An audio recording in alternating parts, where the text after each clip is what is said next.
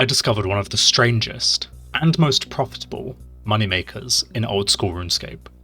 And when I say strange, I mean this isn't on the wiki. It's not on Soup's unusual moneymakers either. But if it was, it would be the best non-combat moneymaker on both sites. And it comes straight out of my dome. So how did I even come up with this? It all started back in October of 2025 when I was testing free-to-play moneymakers. Someone suggested I try collecting the burnt bread spawn in Corsair Cove. I picked up 135 of them and sold them to a collector for 405,000 coins. Not bad for free-to-play. But that's when I realised something. There is a massive collector market for burnt food. So I started wondering, what if I could make the burnt food myself? I started with foods you're guaranteed to burn: chicken and meat. These are special because even at level 99, you can still burn them by cooking them a second time. So I tried chicken for 1 hour and ended up burning 1,300 of them. They sell for roughly 200 coins each, which works out to around 160,000 an hour, with zero requirements.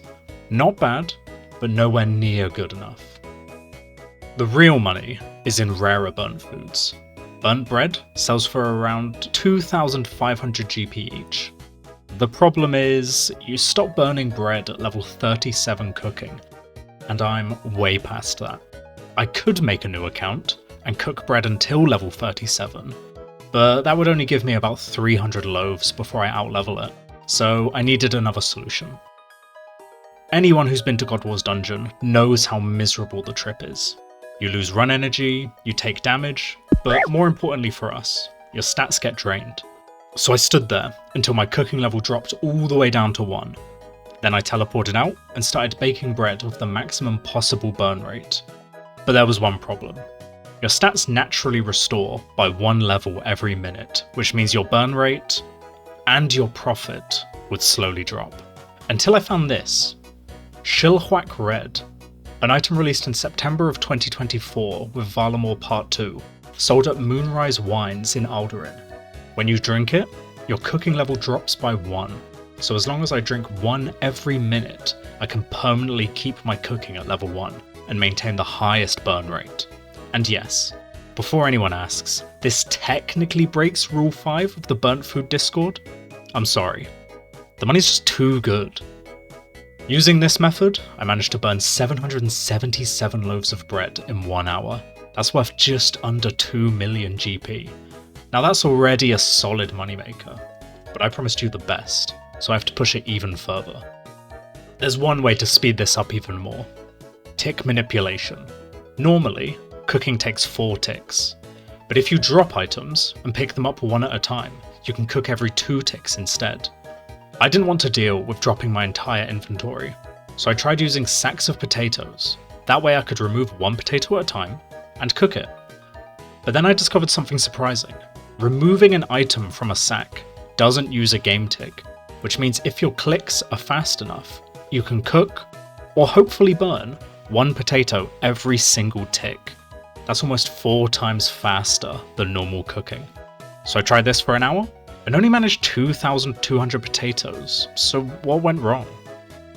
You can only remove 1 item from a sack per tick, so if your timing's off, you click the range with nothing to cook and waste time. But then I found the solution. 2 sacks of potatoes. By alternating between them, the timing becomes much easier. With this setup, I managed nearly double the rate, ending with 1,800 burnt potatoes in 1 hour. Worth 5.4 million coins. And in theory, with perfect clicks, you could get close to 2,500 burnt potatoes an hour. That's 7.5 million GP, which for a method that only requires 7 cooking, honestly, that's kind of ridiculous. I think it's worth me quickly showing you guys how I find a buyer. So I'm in the RS Burnt Discord channel. You want to go to the buying channel, and you'll see people just listing what burns they're buying, and some of them list the price they're willing to pay, others don't. All you got to do is drop them a message. You can even send them a little screenshot of the burns that you have. You'll probably have to wait a bit of time for a reply. I think here it took me like 30 minutes to get a reply. But then once you do, tell them a place to meet. What world? The potion decanter in the Grand Exchange is a nice spot to meet. Get it traded over. It's just that easy. So there it is. My first video of 2026. Just want to take this time to say thank you all so much again for the support the last year. I have an awful lot planned for this year, so be sure to subscribe to keep up to date with that. I just wanted to close this video out with my RuneScape goals for 2026. I'm going to put them in order of what I think is easiest to hardest. So the first one is I want to get all the requirements for master clues. Shouldn't be too bad. I think the goal of maxing is too much. I doubt I'm going to max by the end of the year, but I can definitely get all the master clue requirements. And I intend to celebrate that with a big clue opening, whether that ends up being mediums or easies, and then doing the master clues from them. I'm not too sure which yet, but that will definitely be coming. The second goal, put down 500 collection log slots. I feel like 500 should be more than achievable. I was debating putting 1,000, but that feels like too many. So I'm going to put 500 for now, and maybe it will be a nice easy goal that I can knock out early in the year. The one after that is I want to have at least the elite combat achievements completed, mostly for the increased superior chance, to be honest. I think elite is well within my skill set. I think master is pushing it a bit, but it would also be amazing to get master. I want to add a completely RNG based goal in here, so a number 4 I'm going to go for. I want to earn at least 1 pet every 2 months. So by the end of the year, I want to have 7 pets. Obviously right now I only have Skotos from Skatizo. And I'm going to be doing a lot of bossing, so I think 1 every 2 months on average I could probably get on rate for at least. It's just whether or not I get the luck or not. And who doesn't love pets, you know?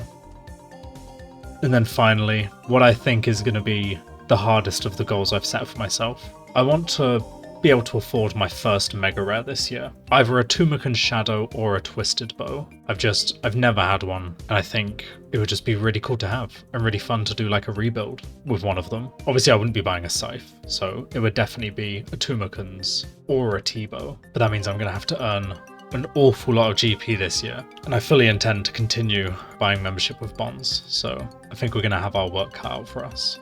But I think those 4 solid goals to have going into 2026. Feel free to leave your RuneScape goals in the comments. I'm sure I'm going to come back to this at the end of the year, so maybe I could also chase you guys up and see if you reached your goals or not as well. But once again, thank you so much for watching this first video of the year. I look forward to seeing you on the next one. Take care everyone. Bye bye.